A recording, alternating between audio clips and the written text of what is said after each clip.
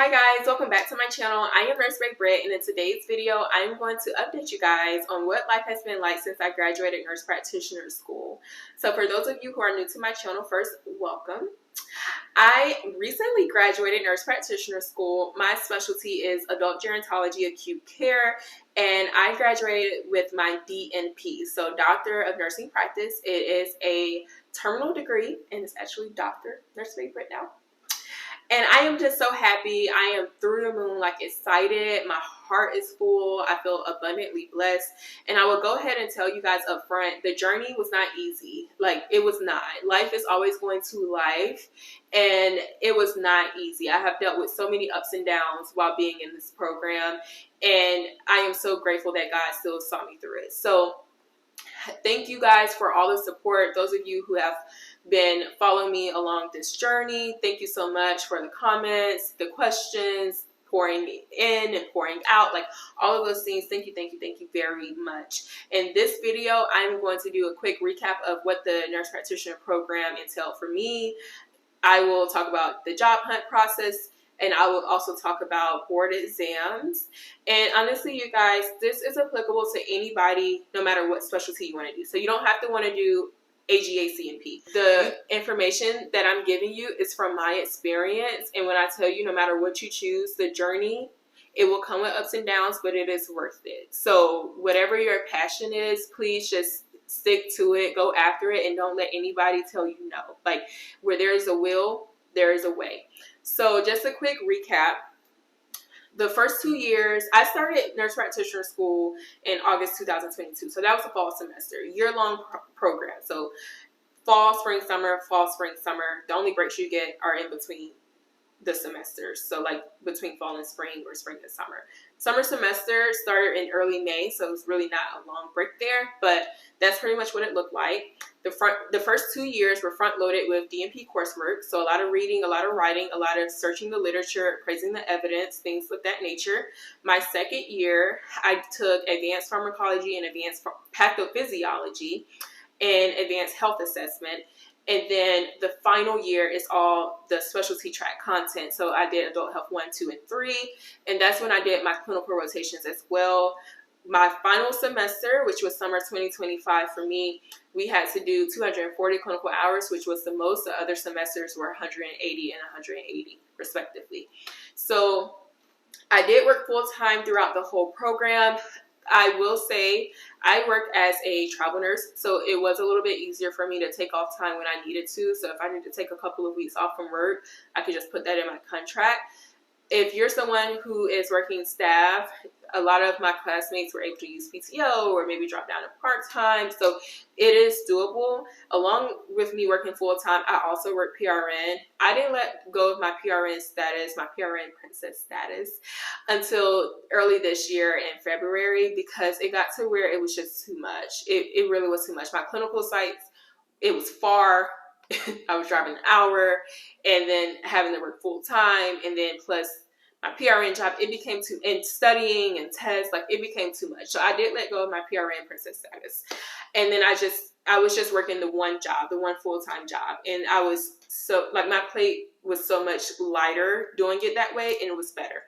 I will say my final semester, summer 2025, I did take like a month off, the first like month off of the semester, so I could knock out my clinical hours, because it was almost double the amount that I had to do in previous semesters. And then I started back working once I knocked out all of my clinical hours. So I took like late May, early June off, and then the end of June, I started back working full-time, and I just kept working full-time since. So that's how I did it. It's very doable. However, it does require a lot of just, you have to be organized. You have to get some type of organization. You have to, just schedule things, personal life things, family, school, work, whatever it is. Try to organize it in a way that works for you, because that's the only way I was able to do it. And even with me being as organized as I am, I still had moments where I was just like, okay, this is a lot. This is really a lot. Like, oh my gosh. But I saw it through, because I was like, I did not come this far to only come this far, so I have to see this through. But I had a lot of late nights and early mornings, so just be prepared for that. A lot of late nights, early mornings.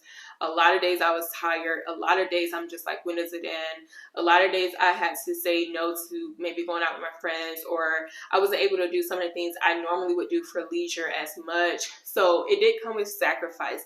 I didn't have to give up everything, but I just had to do things more in moderation and just schedule a little bit better. And so, you know, I will go ahead and tell you that up front. However, the time flies. The journey it'll come to an end, and you'll look back and you'll be like, okay, finally I get to have my life back. Because that's how I feel now. I can literally lay around and watch Hulu or Netflix or whatever and not have to study for a test, and not have to worry about listening to this lecture, or not have to go to campus. Like, you get your life back at the end. So just keep that in mind. There is light at the end of the tunnel. You get your life back. So moving on into the job hunt process, I started looking very early. So I graduated in August 2025. So I was a summer graduate. That's still part of the summer semester. I started looking for jobs back in the spring semester. So like March, April, I started looking at jobs. I started searching the job market. I started looking at other cities that I would want to move to and live in if I wasn't able to find something in my city. I started considering all of the options. And when I started looking at other cities, I looked at cost of living. I looked at neighborhoods. I did extensive research. I phoned friends of friends that may know someone in the area to see how they like it. What do they recommend? And I wrote all of these things down. I still have it in my notebook. Like, I wrote all of these things down just in case I decided to move to that city, because I was also looking at jobs in that city. I reached out. I would look on the career site of the hospitals. I even researched employee satisfaction scores and rates for these hospitals, because I wanted to know, do people enjoy working here? Especially if I don't know anybody that works there. I want to know, okay, what are the ratings like? Do people hate it here, or do people love it here? And if they love it here, what do they like? If they hate it here, what do they hate? So I researched all of those things on Google. I think Glassdoor was one of the websites that I used to look at like employee satisfaction scores. And I'll put that in the description box below. But I did extensive research, like extensive, because whatever I decided, it would be something that is an investment for me. And it's not just an investment for the employer, but it's an investment for me as an employee. So I did a lot of research, and I reached out to HR for any hospital that I said, okay, this sounds like this would be a potential good fit for me. I X'd out the ones that had terrible ratings, like from employees. I just wasn't dealing with it. But I reached out to the HR department. I got in contact with recruiters. Even though it was a little early, I was able to establish a rapport with the recruiters via email, phone call, you know, quick little 30-minute phone call, just discussing like my background, what I'm looking for, where I'm at in my program, shift preferences, what specialty do I want to go into? Do I want to do critical care? Do I want to do outpatient? Do I want to do inpatient? Do I want to do cardiology? Do I want to do GI? Like, it's so many different things that you can do as a AGACNP. And so I had those conversations. Obviously, it was a little early then, and that's what most of them told me. So they asked me to just keep in contact with them, keep them up to date with where I'm at in my program, and then reach out in May. And so May was a more realistic time frame to actually apply for jobs, since I was graduating in August. So that's what I did. I reached out in May to several different recruiters. I, reached out to hiring managers, and I will go ahead and tell you now, everyone isn't going to respond, and that's the reality of it, but that's okay as well. A lot of people will, and some people won't, and you just take that as what it is. All you can do is try, right? And put yourself out there. So I did experience that. Not everybody got back to me. Even if I followed up, not everyone got back to me, but some people did, and it worked itself out. So I started interviewing for jobs over the summer. The interview process, and this is worth another video, but the interview process as a nurse practitioner is so different from RN like process. So even just the timing, you have to be patient. Okay, if I learned nothing else, I learned patience. You have to be patient with these jobs. Like as a nurse practitioner, it's a little bit more long and drawn out than as an RN applying for jobs, and it's like nothing I've ever experienced before. And so I learned, okay, I have to be patient and not get discouraged. So if your process is taking a while, please do not be discouraged. It takes time, and it takes a while for a lot of people, like a lot of people. I am one of them. So don't be discouraged. Also, don't feel like, this is from my experience, like these are things that I did for myself. These are things that I wanted to do. Don't feel like you have to have a job lined up before you graduate. Don't feel like you have to start looking before you even take boards. Like, don't feel pressure to do that. A lot of people do that and a lot of people don't. And I know people have been successful on both ends of the spectrum. So I started interviewing for jobs over the summer, and the job that I ended up accepting is in the surgical ICU. And that job, I really had to network. I would say that I had to network. So my final semester, my preceptor that I had, and he was able to connect me just like with email addresses, like, hey, you can reach out to this person and, you know, you can try and see what they say.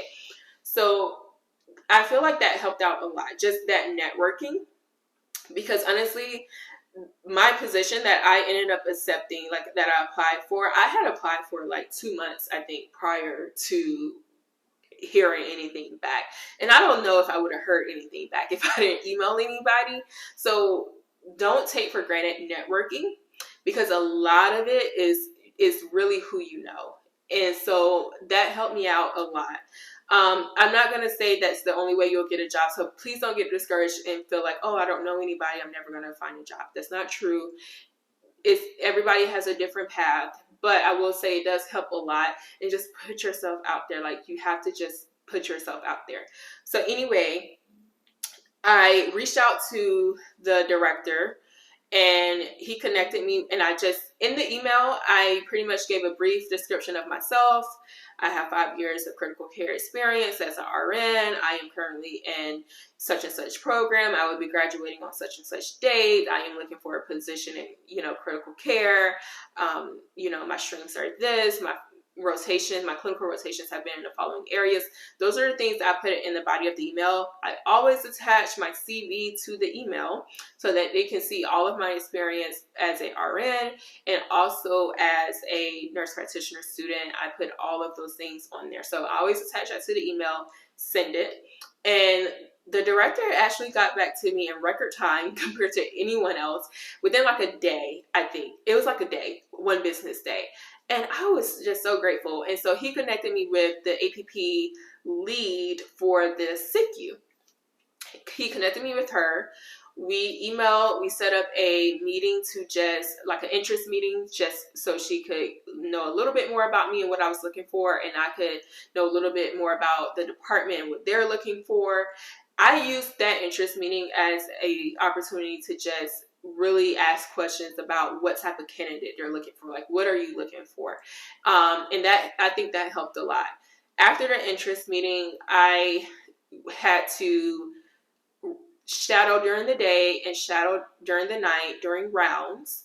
And I am so glad that I did have to do that, because I was able to communicate with some of the other my future colleagues. I was able to converse with them, ask them questions, see how they do things during rounds, meet several people that are part of the team, not just the APPs, but several other people are part of the team, physicians, residents, pharmacists, whoever, interns. So I was able to meet several different people and just really get a good feel of the work environment there, like the climate.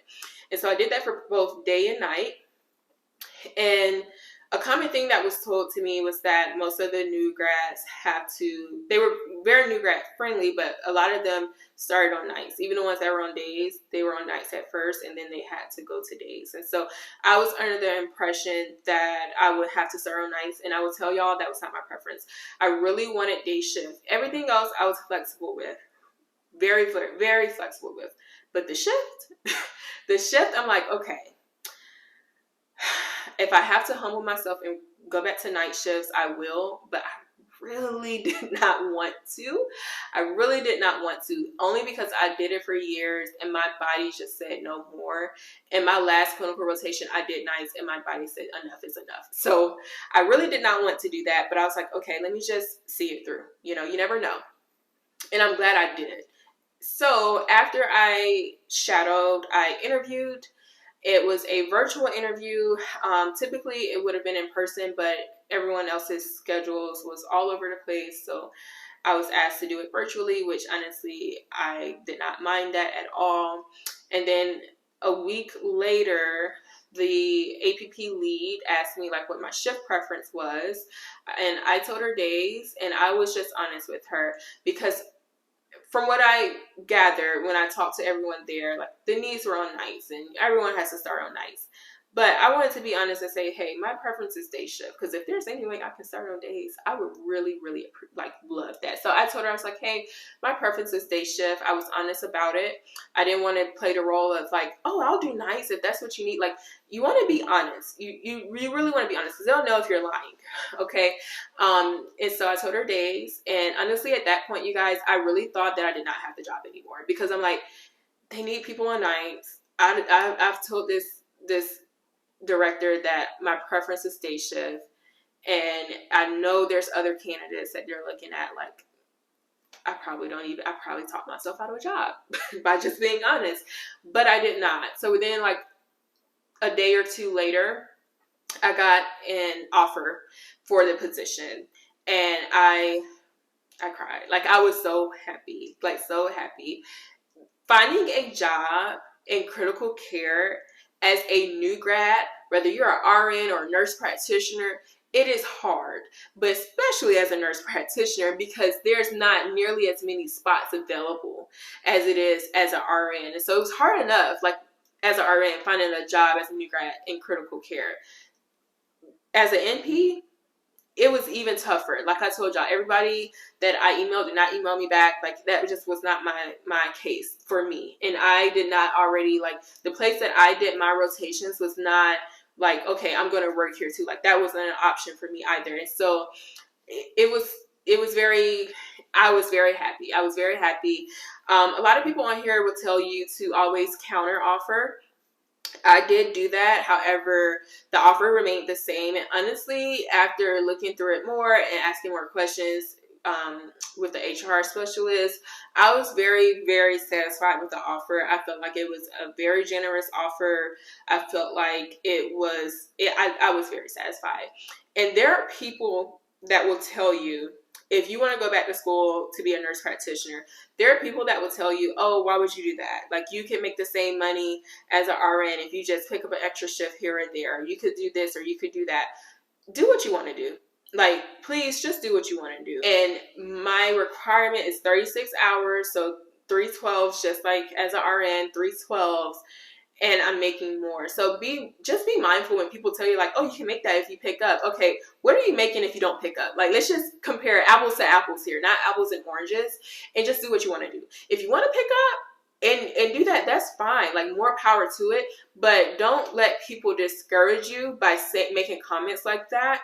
And don't be afraid to network and talk to people that are actually out here doing what it is that you want to do, not people that aren't doing what you want to do, but people that are doing what you want to do, because they will tell you what's real. And a lot of that stuff you can't find on Google. That has been my experience on different travel assignments. I have asked, and some people are more vulnerable and transparent than others when it comes to pay and benefits and just things like that. And I was fortunate to meet some people that were transparent with me. And that's why I say a lot of these things you won't find on Google. So whatever it is, do what you want to do and the money will come. Like, that's all I'm going to say on that. So anyway, I accepted the position. Within like a week, I signed the offer letter, formally accepting the position. I already had all of this done before I even graduated nurse practitioner school. So this was all like late July, maybe first week of August, that type of timing. Then I walked. So I we did our graduation ceremony. I walked. I took boards like 10 days after I graduated. Like a week and a couple of days after I graduated, I took board exam. I will go ahead and tell you, just don't rush it. I passed, okay, but don't rush it. If you don't feel ready, I felt ready because I started studying for boards before I even graduated because we had a comprehensive final exam that mimicked boards that we had to pass in order to graduate from the program. And so I started studying for boards like long before I took boards. So I started studying over the summer, like May, June, July. I started studying and recapping things that I had learned throughout the whole program. I took a live review course. I did the Barkley review. I 10 out of 10 recommend it. They are not paying me to say that, but I 10 out of 10 recommend the Barkley review. I took the ANCC exam. You can do whichever one you want. I will put all this information below, but I took the ANCC exam.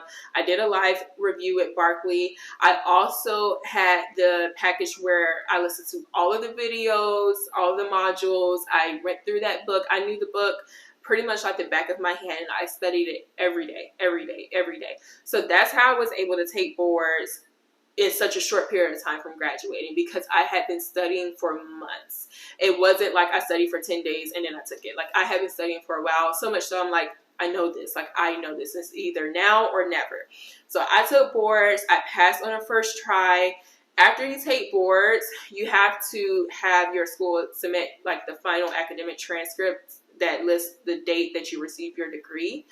You have to have them send that over. That took a couple of weeks for my school to update my transcript, and then it got sent over, and then it took another couple of weeks for my status to update to certified, and then once it updated to certified, I was able to apply for my license, and now I'm in a process of waiting on that, and that's like another month. So it's a process when it comes to like taking boards, getting your license, all the things. Like it is a process. It takes several months. Even if you already have a job lined up, it takes several months for your credentialing and your all your certification things to get figured out. So, you know, just be prepared.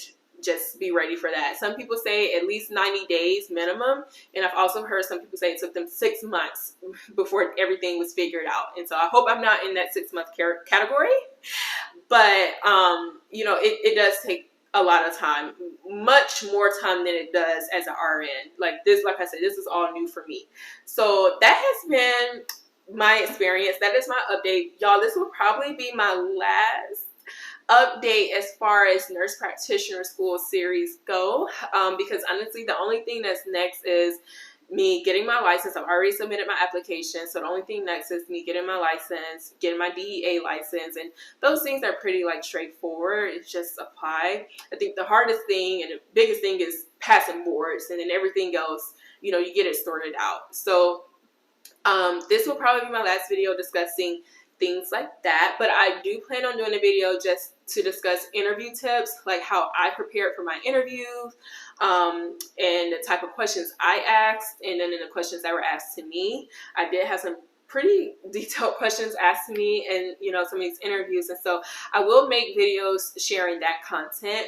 But y'all, thank you so much for your support. Nurse practitioner school is finally over. I am board certified adult gerontology acute care nurse practitioner, okay?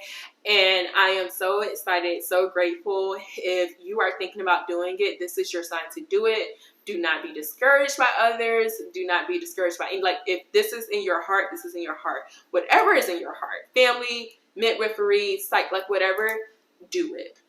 It will be worth it. Don't let anybody tell you it's oversaturated. Like, please, because what's for you is going to be for you regardless, and you just have to believe that. So I am Nurse Babe Britt again, Dr. Nurse Babe Britt, and thank you guys so much for tuning in to my video. If you found this video helpful, which I really hope you did, please feel free to comment below any questions, comments, concerns. Like this video, and please subscribe and turn your notifications on so when I do post my next video, you will be the first to know. Thank you guys so much. I'll see you next time.